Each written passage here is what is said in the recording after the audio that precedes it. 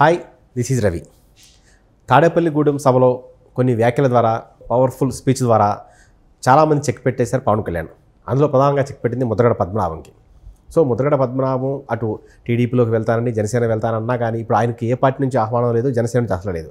అయితే ముద్రగడ పద్మనాభంకి ప్రధానంగా ఆయన మీద ఉన్న ఒక మైనస్ పాయింట్ ఆయన కోవర్ట్ అని. మరి ఇప్పుడు జగన్ వేసిన ప్లాన్ వర్కౌట్ కాలేదా? పవన్ కళ్యాణ్ వ్యూహంతో ముద్రగడకి చెక్ పడిందా? ఇదే అంశంపై మాట్లాడేందుకు మనతో ఉన్నారు సీనియర్ జర్నలిస్ట్ జయదేవ్ గారు. ఆయన అడిగి మరిన్ని వివరాలు తీసుకుందాం. నమస్కారం జయదేవ్ గారు. నమస్తే. సో ముద్రగడ వ్యవహారానికి సంబంధించి పేరు వాడకుండా నిన్న పవన్ కళ్యాణ్ తన స్పీచ్లో ఆయనకి ఇండైరెక్ట్గా చెప్పేశారు.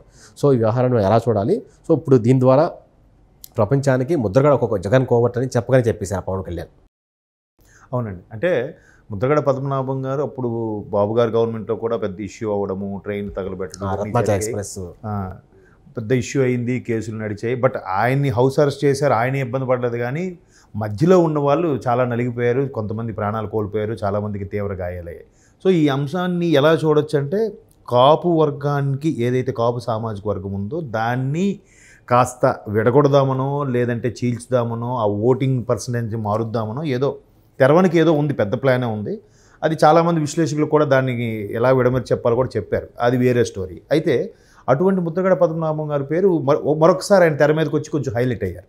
హైలైట్ అయిన తర్వాత ఆయన ఈ 2024 ఎలక్షన్స్కి ఏ పార్టీ తరఫున పోటీ చేయొచ్చు ఏంటి అనే దాని మీద కూడా ఎప్పటి నుంచో మల్లగులాలు పడుతున్నారు.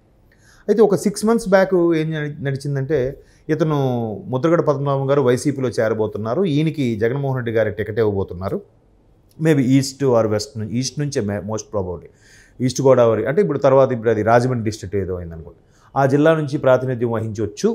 ఒకవేళ అతనికి ఇవ్వకపోయినా వాళ్ళ అబ్బాయికైనా ఇచ్చే ఛాన్సెస్ ఉన్నాయి, ముద్రగడ పద్మనాభం గారు అబ్బాయికి అని కూడా వార్తలు వైరల్ అయ్యాయి. ఏం జరిగిందో తెలియదు. ఇద్దరు, ముద్రగడ పద్మనాభం గారు వాళ్ళ అబ్బాయి ఇద్దరు కూడా తాడేపల్లి ప్యాలెస్కి వెళ్ళడము, మాట్లాడము, చర్చలు అన్నీ జరిగాయి. అక్కడికి సరిగ్గా 1 week అయిన తర్వాత ఆయనకి ఇంకా టికెట్ ఇవ్వట్లేదు అన్నట్టు కూడా వార్తలు వచ్చాయి. అలా అయిన తర్వాత అతను బయటకు వచ్చి అసలు నాకు ప్రాధాన్యత లేదు, ఒక బలమైన సామాజిక వర్గం, ఆల్మోస్ట్ ఆల్ 23% ఉన్నారు స్టేట్లో కాపు సామాజిక, అటువంటి బలమైన సామాజిక వర్గంకి చెందిన నేతగా నాకే ప్రాధాన్యత ఇవ్వలేదు, నేను బయటకు వచ్చేస్తున్నాను, ఖచ్చితంగా టీడీపీ జనసేనలోకి వెళ్ళిపోతాను, మరలా నాది టీడీపీకి ముందు చేశాను కాబట్టి టీడీపీలోకి వెళ్ళే అవకాశం ఉంది, లేదు అంటే జనసేనలోకి కూడా వెళ్తామన్నట్టు కూడా రకరకాలుగా వచ్చాయి వార్తలు.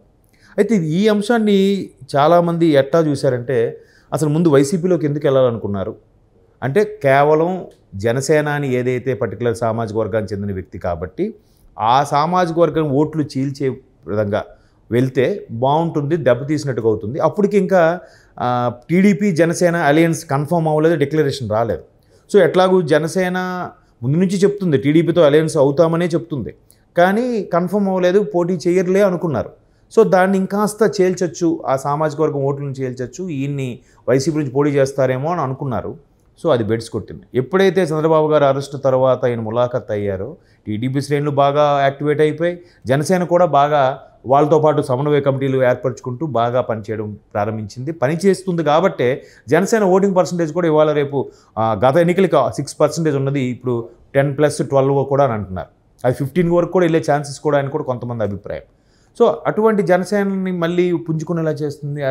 సో జనసేనకి సామాజిక వర్గం అంతా కూడా మొగ్గు చూపే అవకాశాలు ఉన్నాయని ఇతను బయటకు వచ్చి మళ్ళీ అదే జనసేనలోకి వస్తే ఇందులో ఉంటూనే వైసీపీకి సపోర్ట్గా ఉండాలనుకున్నారో లేదా వైసీపీకి కోవట్టుగా ఉండాలనుకున్నారో తెలియదు, కానీ ఇటువంటి వ్యాఖ్యలు వచ్చేలాగా నిన్న తాడేపల్లి సభలో మనకి అర్థమైంది. పవన్ కళ్యాణ్, జనసేన పవన్ కళ్యాణ్ గారు వ్యాఖ్యలు చూస్తే చాలామంది ఆయన ఏం చెప్తున్నాడు, మొదటి నుంచి కూడా నేను అదే చెప్తున్నా, ఖచ్చితంగా రాష్ట్ర ప్రయోజనాల కోసం టీడీపీతో కలిసి పనిచేస్తాం, మాకున్న అనుభవం దృష్ట్యా కూడా మాకు ఒక సీనియర్ నాయకుడు అనుభవం అవసరం, ఒక 40 ఏళ్ళ చరిత్ర ఉన్న పార్టీ అనుభవం అవసరం, కాబట్టి వాళ్ళతో కలిసే పనిచేస్తాం. ఎవరు ఎన్ని మాట్లాడుకున్నా ఎవరెన్నన్నా కూడా ఈ అలయన్స్ విడిపోదు, దీంతోనే చేస్తాం. దీనికి సామాజిక పరమైన కుట్రలు పనినా, లీడర్లతో కోవట్లుగా పనిచేపించినా, ఎన్ని చేసినా కూడా మేము దీనికి కట్టుబడే ఉంటాం. టీడీపీ జనసేన ఈసారి ఎన్నికల్లో పోటీ చేయబోతుంది, వైసీపీని తొక్కి పెడతామన్నట్టు కూడా ఆయన గట్టిగానే వ్యాఖ్యలు చేశారు. సో ఈ మొత్తం అంశం మీద మనకు అప్పుడు అర్థమైంది ఏంటంటే, కొంతమంది ఎవరైతే వైసీపీలోకి వెళ్తామని ఊగిసలాడుతూ, లేదు మళ్ళీ వెనక్కి వచ్చేసి జనసేనలోకి చేరడం లేదా టీడీపీలోకి చేరడం, ఇటువంటి వ్యక్తులు ఉన్నారో వీళ్ళని నమ్మొద్దు, వీళ్ళు మేబీ కోవట్లుగా ఉండొచ్చు అనే అభిప్రాయాన్ని కూడా పవన్ కళ్యాణ్ గారు వ్యక్తం చేశారు. ఎందుకంటే గతంలో ఆయన యూత్ ప్రెసిడెంట్గా ఉన్నప్పుడు పీఆర్పీలో అప్పుడు కూడా చాలామంది విశ్లేషకులు చెప్పిన విషయం ఏంటంటే మా సీనియర్ జర్నలిస్టులు కూడా చెప్పింది, ప్రజారాజ్యం పార్టీలో చాలామంది నాయకులు చేరినప్పటికి కూడా అన్ని ఎన్నికల ముందు ఊరికే కావాలనే బయటకు వచ్చేసే ప్రయత్నం చేశారంట. చేసేసి మరలా కాంగ్రెస్లోకి వెళ్ళిపోయారు. అప్పుడు ముఖ్యమంత్రి రాజశేఖర రెడ్డి గారు ఉన్నారు. రాజశేఖర రెడ్డి గారి ప్రభుత్వంలో మళ్ళీ కాంగ్రెస్లో చేరడం అలా అవడం వల్ల ఏమైందంటే చిరంజీవి గారిని ఊరికే ఈయన ఏం సరి చేయట్లేదు, నడిపించట్లేదు అన్నట్టుగా. అంటే మీకు గతంలో ఒక హీరోని తెలుగు ఇండస్ట్రీలో బద్నాం చేయడానికి కూడా ఒక స్ట్రాటజీ ప్లే చేశారు. ఏంటంటే ఆ సినిమా ఎంత బాగున్నా కూడా ఒక 100 మందిని థియేటర్లోకి పంపించిన వాళ్ళ మనుషుల్ని, ఒక 100 మంది కాకపోతే 50 మందిని అక్కడక్కడ కూర్చోబెట్టి సినిమా బాగున్నా సినిమా బోరబ్బా తలలో పడిన లేచి వచ్చేస్తుంటారు అనమాట ప్రతి 10 నిమిషాలకు ఒకడు. సో పక్కన ఉన్నవాడికి ఎలాంటి ఫీలింగ్ వస్తుంది, నిజమేనేమో కరెక్ట్ ఇప్పుడు వెళ్ళిపోయాడు బోర్ అంటున్నాడంటే అవునులేరా బాగాలేదేమో అని అనిపిస్తుంది కదా. అట్లా క్రియేట్ చేసేలాగా పీఆర్పీ కూడా జనాలు వెళ్తూ లీడర్లు జాయిన్ అవుతూ ఎన్నికల ముందు ఒక్కొక్కరుగా బయటకు వచ్చేసారు. సో ఇప్పుడు కూడా జనసేనలోకి వచ్చినట్టుగా వచ్చి మళ్ళీ ఎన్నికల ముందు వెళ్ళిపోవాలి నోటిఫికేషన్ జారీ అయ్యే ముందు అని కూడా కొన్ని ప్లాన్స్ చేశారేమో. అందుకు వాళ్ళందరినీ చెక్ పెట్టే ఉద్దేశంలో పవన్ కళ్యాణ్ గారు ఎవరెవరైతే ఇలాగ ముద్రగడ పద్మనాభం లాంటి వ్యక్తులను ఎవరెవరైతే అటు వెళ్ళి మళ్ళీ ఇటు వస్తున్నారో వాళ్ళందరికీ చెక్ పెట్టే ఉద్దేశంతో ఎవ్వరికీ అవకాశం ఇవ్వట్లేదు. అదే నిన్న తాడేపల్లిగూడెం జెండా పండగ ఆ కార్యక్రమంలో పునరుద్ఘాటించారో అది చాలా బాగా మాట్లాడారు అనిపించారు. అంటే ఇటువంటి వ్యక్తులు ఎవరైతే ఇంకా ఆలోచనలో ఉన్నారో వాళ్ళందరూ ఇంకా మరి రావడానికి ఛాన్స్ లేదు. ఖచ్చితంగా ఆలోచన ఉంటే విరమించుకోవాల్సిందే. ఒకవేళ వచ్చినా వాళ్ళకి అవకాశం లేదు. మరోవైపు బాబు గారు కూడా తెలివిగా ఆయన ముందే చెప్పేశాడు. సరిగ్గా ఒక 2 నెలల కిందట సంక్రాంతి ముందే అన్నాడు ఆయన, కుటుంబం నుంచి ఒక్కరికే ఇచ్చే అవకాశం ఉంది, ఎవరు ఆవేశపడద్దు, ఒకవేళ సీనియర్స్ ఉన్నా రెబల్స్గా మారదు, వాళ్ళకి ఏదో చూస్తాం, బట్ బయట నుంచి వచ్చే వాళ్ళకి మాత్రం ఎప్పుడూ సెకండ్ ప్రయారిటీ ఉంటుంది, ఆల్రెడీ ఉన్న వాళ్ళకే ఫస్ట్ ప్రయారిటీ ఉంటుంది అన్నట్టు కూడా బాబు గారు చెప్పారు. సో ఆయన చెప్పింది ఆయన ఒక ఆలోచన విధానంతో చెప్పారు, ఈయన ఇటువంటి వ్యక్తులకి చెక్ పెట్టే విధంగా ఈ ఆలోచనతో చెప్పారు. సో ముద్రగడ పద్మనాభం గారికి అటు అవ్వలేదు బొవ్వలేదు అన్నట్టుగా అయిపోయింది, ఎటువైపు నుంచి కూడా పోటీ చేయట్లేదు, చేస్తే ఇండివిజువల్గా చేసుకోవాలి. గతంలో కూడా పిఠాపురం లాంటి స్థానాల నుంచి పోటీ చేశారు, బట్ ఓడిపోయారని కూడా వార్తలు ఉన్నాయి. చూద్దాం మరి ఇట్లాంటి వాళ్ళు చెక్ పెట్టుకొని జాగ్రత్తగా అడుగులు వేస్తే జనసేన టీడీపీకి ఇంకా తిరుగు ఉండదని నా అభిప్రాయం.